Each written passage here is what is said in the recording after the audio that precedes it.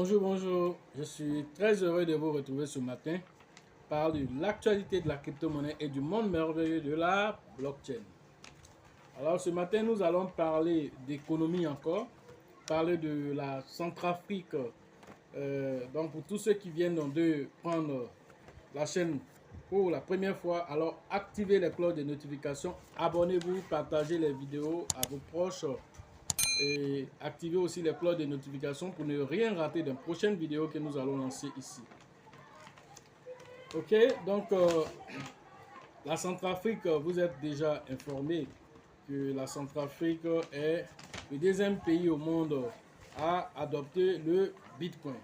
Ok, et donc depuis cette adoption du Bitcoin, alors la Centrafrique il ne fait que aller de l'avant concernant quand même tout ce qui concerne la crypto-monnaie. Alors dernièrement, le président Archange Touadéra a fait encore une autre avancée importante. Alors cette fois-ci, alors le chantier qu'il veut ouvrir, c'est de se lancer dans la tokenisation de les ressources minières. Voilà le prochain objectif, voilà comment on appelle le gros chantier auquel le président va s'attaquer bientôt. Alors, nous allons essayer de décortiquer cela maintenant et puis essayer de voir quels seront les impacts économiques voilà, de cette tokenisation. Alors, avant toute chose, c'est quoi la tokenisation? Alors, la tokenisation comment on appelle, d'un actif, la tokenisation de quelque chose, c'est quoi? Par exemple, le cas ici comment on appelle, des ressources minières. Alors, il faut déjà dire que, comment on appelle, la Centrafrique regorge de beaucoup de ressources minières telles que l'or, le fer, le diamant, comment on appelle ça, lignite, ça même je ne connaissais pas, lignite entre parenthèses carbone, cuivre, uranium, lithium, rhodium. Voilà des choses, comment on appelle, des métaux précieux que, comment on appelle, la RCA dispose. Alors, imaginez-vous, par exemple, qu'ils aient, par exemple, une quantité, je ne sais pas, peut-être de 100 millions je sais pas, de quantité énorme, par exemple, peut-être une tonne d'or, par exemple, c'est un exemple.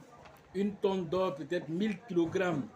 Alors, qu'est-ce qu'ils veulent faire de cela? Alors, ils vont tokeniser. C'est-à-dire que lorsque c'est évalué pour dire qu'il y a un jugement, et ce jugement qui est là-dedans, même si ce n'est pas encore exploité, qu'on évalue qu'on peut sortir ici 1000 tonnes d'or ou bien une tonne d'or, peu importe. L'essentiel, c'est de savoir cela. Alors, qu'est-ce qu'ils vont faire? Ils vont prendre cette quantité, voilà, et ils vont tokeniser. C'est-à-dire que c'est comme s'ils vont diviser en des milliers de petits morceaux, si on veut aller de façon littérale pour vous expliquer. Mais ils ne vont pas le faire de façon physique. Voilà, on va prendre cette quantité équivalente là et on va la mettre dans la blockchain.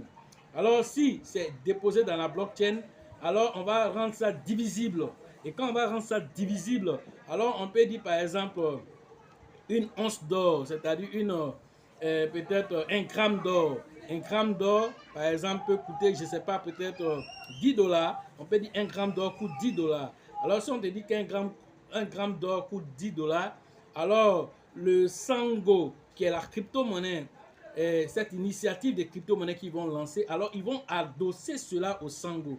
C'est tellement intéressant et tellement important. Je suis fier de cette comment on appelle, politique inclusive et financière. Alors, les ressources, ils vont adosser ça au Sango. Alors, pour dire que, par exemple, peut-être 10 Sango te donnent, par exemple, est équivalent à peut-être un gramme d'or. Est-ce que vous comprenez? Alors, la quantité d'or nécessaire, la quantité d'or qui est là est connue de tous. La quantité d'or est connue de tous.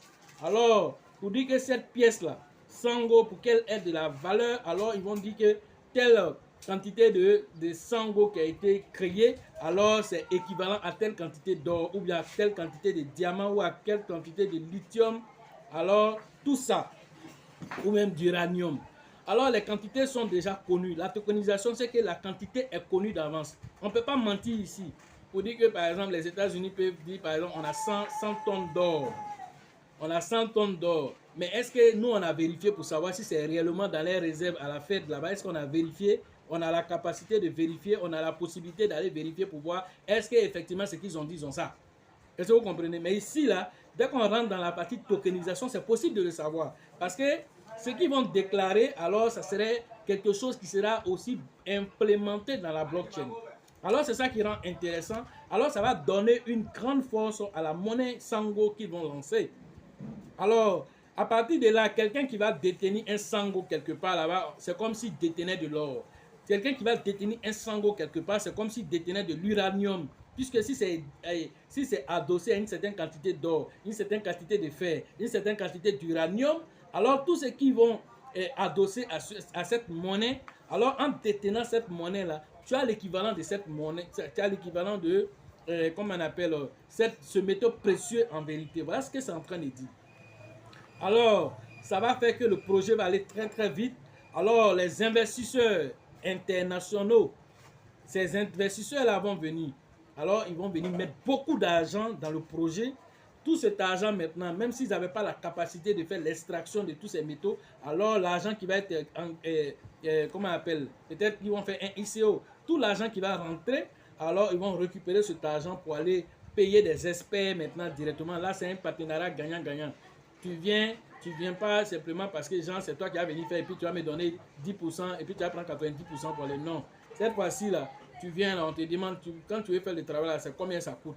Bon, nous on a la capacité de te payer. Viens, tu fais leur travail et puis tu laisses, tu t'en vas, nous on va gérer le reste. Avant, les gens, les internationaux venaient, ils exploitent et puis ils te donnent une petite partie, puis ils prennent la grande majorité des choses et puis ils s'en vont avec. Cette fois-ci, ce ne serait plus le cas, alors parce que les ressources financières vont venir rapidement à cause de cette tokenisation qui va être faite. Alors c'est très très très très intéressant. Alors, donc ce qu'il faut comprendre, c'est que le pays, c'est vrai que c'est le deuxième sur la liste, l'avant-dernier pays sur la liste. Voilà, en partant du bas, c'est le deuxième, le deuxième pays. Donc, on va dire que c'est un pays qui est pauvre, c'est vrai, mais c'est un pays qui va émerger très rapidement. Alors, il risque même de dépasser même le Salvador, parce que l'initiative qu'ils sont en train de prendre là, c'est plus rapide, ça serait plus rapide que le Salvador encore. Parce que le Salvador se concentre seulement sur le Bitcoin. Or, eux, ils sont allés plus loin, ils ont des ressources, alors ils vont tokeniser. Ces ressources vont permettre à ce que les investisseurs viennent avec beaucoup d'argent, ils vont arranger les routes, la couverture, réseau, internet sera, comment elle appelle, financé à partir de là. Au niveau, par exemple, de la sécurité dans la zone, alors ils vont pouvoir déployer plus de forces de sécurité, que ce soit des Russes ou qui que ce soit. Alors ils pourront faire des partenariats gagnant-gagnant et empêcher à ce que tous ces exploits qui sont en train de faire soient mis en mal aussi par qui que ce soit. Alors quand tu as l'argent, tu peux parler. Et ils n'ont plus besoin d'aller vers FMI pour dire, ah vraiment, il faut nous prêter ça. Et puis le FMI va dire, bon, si on doit vous donner 10 milliards de dollars, alors ce qu'on peut vous demander de faire, c'est d'abandonner vos projets de crypto-monnaie. Il n'y a plus ça encore. Voilà, donc maintenant, eux, ils parlent à âme égale parce qu'ils ont les moyens maintenant. Et ça, c'est grâce à cette technologie de la tokenisation qui va permettre de pouvoir faire cela et de pouvoir parler à âme égale. Alors, parlons un peu du Salvador. Sachez déjà que le Salvador déjà était le premier pays à adopter le Bitcoin. Mais pourquoi j'ai dit que ceux-là vont aller plus loin? Parce que le fait qu'ils ont des ressources et qu'ils vont faire leur propre monnaie, et cette monnaie-là va, tout le monde, tous ceux qui sont, comment on appelle, des Bitcoin man, vont pouvoir aller là-bas et interagir avec cette monnaie à travers le monde. Et partout, les gens se sentiront persécutés par leurs gouvernants qui n'ont rien compris. Alors, ceux-là vont se déporter directement en RCA. Ils vont aller au Salvador, dans ces deux pays-là, pour aller là-bas et puis jouir aisément de leur revenu qu'ils ont fait. Parce que certains pays n'ont pas encore compris et ils vont brimer leur peuple. Alors, ceux qui vont avoir de l'argent, alors pourront aller dans un pays où on te dit, bien, bonne arrivée, tu es un bitcoiner, tu as des crypto-monnaies, alors sois le bienvenu dans notre pays. Alors, tu peux aller et faire tes activités là-bas aisément et avec la garantie de la loi derrière. C'est la chose qui peut permettre à l'Afrique de s'en sortir. Alors, il faut comprendre que l'initiative même du Bitcoin au Salvador, aujourd'hui, a fait que 44 pays sont allés au Salvador pour aller prendre l'expertise. Mais avant qu'ils arrivent là-bas, déjà, il y avait une alliance des pays émergents, il y a une alliance des pays, de certains pays qui se sont mis en alliance pour pouvoir diriger les différents flux monétaires et tout ce qui se passe. Alors cette alliance aussi, c'est elle qui a organisé cette rencontre au niveau du Salvador. Alors cette rencontre qui a été initiée au niveau du Salvador, pourquoi? Parce que déjà en un an d'exécution seulement, alors le Salvador est déjà à 10% d'évolution du PIB. 10% d'évolution du PIB, 30% d'évolution au niveau du tourisme. Alors ça, c'est seulement en un an qu'ils ont fait cela. Et dans 5 ans et dans 10 ans, à quel niveau le Salvador sera? Alors voilà un autre pays qui vient de comprendre, mais lui va plus vite encore. Lui-même, il est plus acharné encore. Alors lui-même crée sa propre monnaie et il adore ses ressources minières pour tokeniser ces monnaies-là. Alors en tokenisant ces ressources minières-là, ça permet d'avoir les ressources nécessaires financières pour financer tous les projets de développement dans la zone, que ce soit les routes, que ce soit vraiment tout ce qui est infrastructure, que ce soit l'éducation, alors tous les secteurs seront touchés à travers l'argent qui va circuler abondamment dans le pays. Voilà ce qui est en train de se mettre en place. Alors, il faut dire aussi une autre chose, c'est que c'est un partenariat gagnant-gagnant que le président a dit, et voilà ce qu'il a dit en ces mots. En choisissant de parler le langage de la monnaie universelle Bitcoin, nous voulons offrir l'opportunité gagnant-gagnant. Je précise, il a dit l'opportunité gagnant-gagnant. C'est un président businessman, il n'est pas là pour jouer. C'est maintenant là, c'est opportunité gagnant-gagnant à ceux qui croient en nos chances de réussite. Nous disposons pour ça d'un capital précieux de nos ressources naturelles.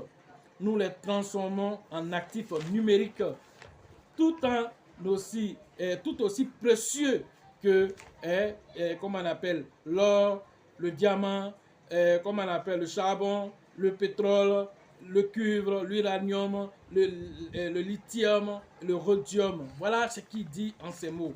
Tout ça pour dire aux investisseurs, alors tu as des projets, tu cherches à les développer, tu as de l'argent, viens chez nous, viens développer aisément ton projet sur la crypto-monnaie. Alors nous allons t'accompagner pour que ce projet soit un projet gagnant-gagnant. Tu gagnes, nous aussi on gagne. Alors quand c'est comme ça, c'est le développement qui est amorcé dans le pays. Alors il faut comprendre que au Salvador, ce qui s'est passé, c'est que l'alliance, comme on appelle, des pays émergents en tout cas, qui se sont mis ensemble. Alors cette alliance-là, il y avait comment on appelle, des banquiers là-dedans. Il y avait des banquiers de banque centrale, voilà, qui étaient dedans. Alors, on les a initiés à créer eux-mêmes, hein. On a dit qu'on les a permis enfin, ils ont créé pour eux des wallets et ils ont mis des crypto-monnaies dedans pour dire, bon, comme vous, on vous parle de crypto-monnaies, on vous dit des conneries sur les crypto-monnaies. Aujourd'hui, là, toi-même, tu vas essayer crypto-monnaies. C'est quoi qui est dedans? Alors, ils ont créé les wallets et puis on dit, il faut prendre ici pour envoyer ici. Toi aussi, tu prends aussi, tu lui envoies aussi à l'autre. Alors, tout en utilisant un wallet qu'un Français a mis en place là-bas, Nicolas. Alors, félicitations à lui. Lui-même, déjà, avant le lancement au niveau gouvernemental, avant l'adoption au niveau gouvernemental du Bitcoin, lui, il avait déjà créé. Déjà, il était allé s'installer là-bas et il a créé un wallet qui se base sur le Lightning Network pour que le Bitcoin soit transférable de portefeuille en portefeuille. Voilà ce qu'il a fait de façon très intéressante. C'est tout ça qui a motivé le président à adopter le Bitcoin parce que déjà l'écosystème était déjà engagé et la population s'adaptait facilement et les gens même, ils ont fait même de sorte qu'il y ait, comment on appelle, un portefeuille communautaire et puis un portefeuille aussi d'échange quotidien.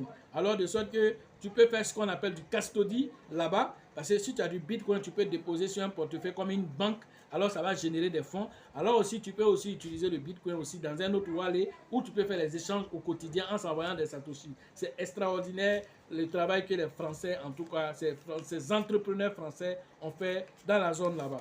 Alors, ils ne s'arrêtent pas à ça. Ils sont en train de se préparer encore pour venir encore donner encore un coup de pouce encore, puisqu'ils ont rencontré le président. Alors, avec tout ce qu'ils ont entendu là-bas, le président leur donne 4 verres pour agir et développer la zone. Et selon l'un des émissaires qui sont arrivés là-bas, alors, il disait que ils sentent que ça va être plus rapide là-bas parce que les gens se sont déjà habitués au numérique grâce au mobile money. Vous savez qu'en Europe, les gens ne connaissent pas ce qu'on appelle le mobile money. En Côte d'Ivoire, ici, nous sommes tellement à l'aise avec le mobile money, c'est que nos transactions en crypto-monnaie ne passent pas par la banque. Est-ce que vous comprenez? Alors en Europe, c'est la carte bleue. Tu parles à quelqu'un, bon, tu veux faire ton paiement, on dit, ah, je dois voir ma carte bleue, ceci. Eux, tout se passe par la banque.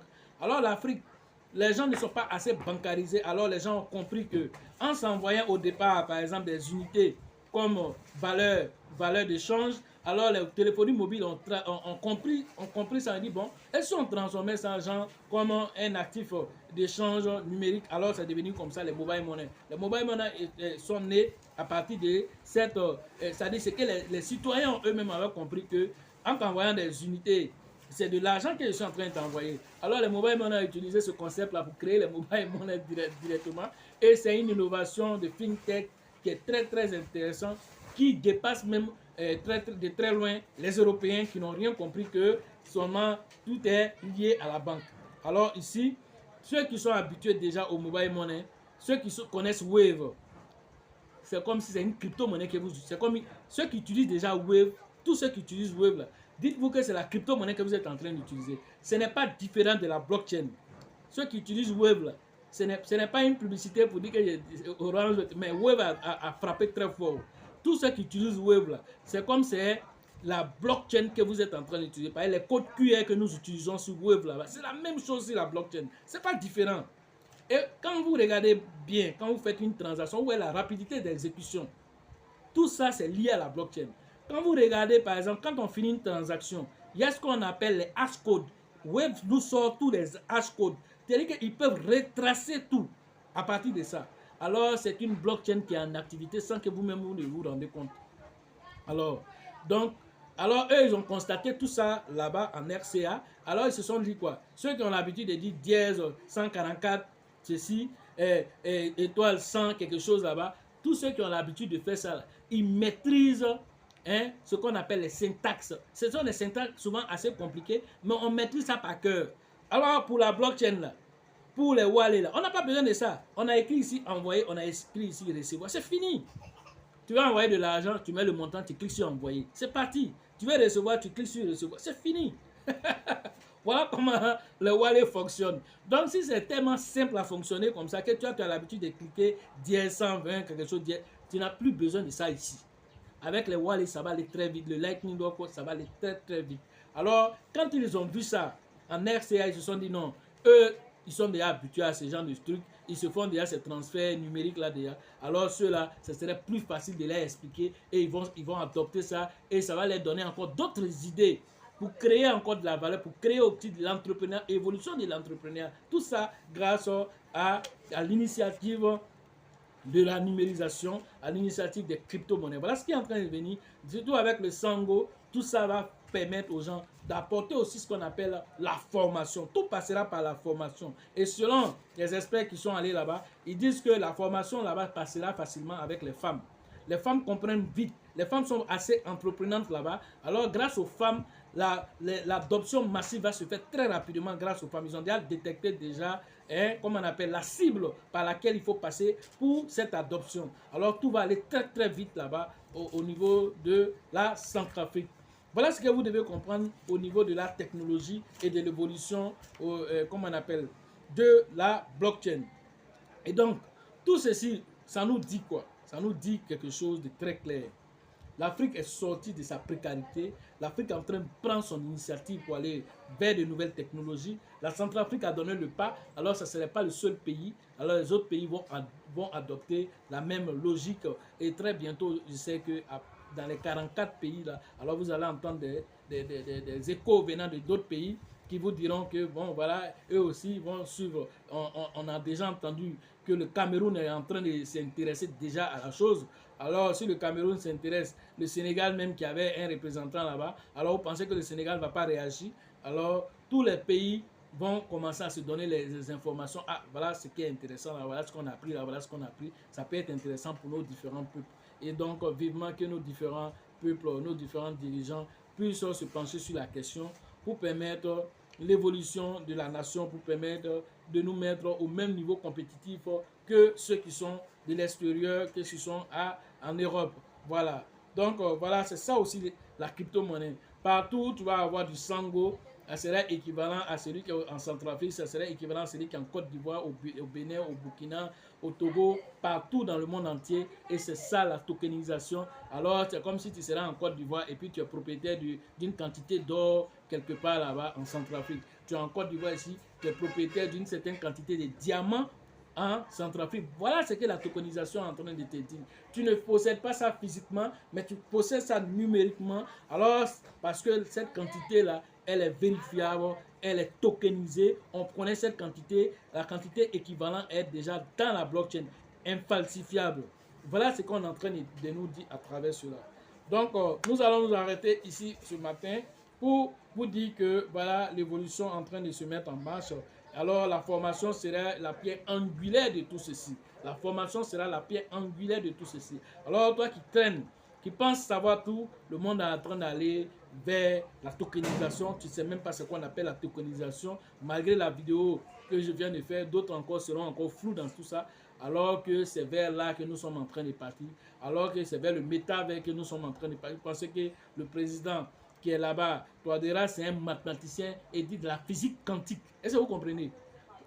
La physique quantique, la physique de l'extrêmement petit, la physique de l'antimatière. C'est de ça qu'on est en train de parler. Et c'est ça que le président maîtrise. Donc, tu n'as rien à vouloir lui apprendre en termes de compréhension des algorithmes, de quoi que ce soit. Lui, là, au-delà, il parle de physique quantique. Physique quantique, ce n'est pas physique de tout le monde. Hein. Donc, si le président comprend ça, alors il va permettre à son peuple d'aller à l'essentiel, pas des choses embrouillées, mais des choses très précises, pratiques. Voilà ce qui est en train de se mettre en place. Alors, pour ceux qui veulent faire la formation en ligne, c'est tous les jours que nous faisons ces formations. Alors, rentrez en contact avec moi. Le numéro est dans la description de la vidéo et sur la vidéo aussi.